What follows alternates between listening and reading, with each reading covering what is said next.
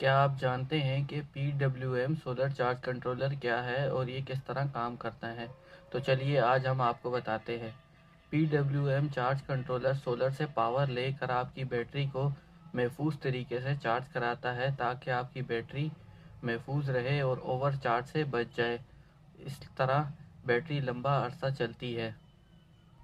आपकी बैटरी को ओवरचार्ज होने से बचाता है और साथ ही साथ जब आप इससे अपना लोड रन करते हैं तो बैटरी को डीप डिस्चार्ज होने से भी रोकता है ताकि वो लॉन्ग लास्टिंग रहे। इसके साथ साथ आप इससे अपना डायरेक्ट लोड भी चला सकते हैं। PWM चार्ज कंट्रोलर की वजह से आपका सोलर सिस्टम महफूज रहता है और बैटरी ज़्यादा दिन तक चलती है।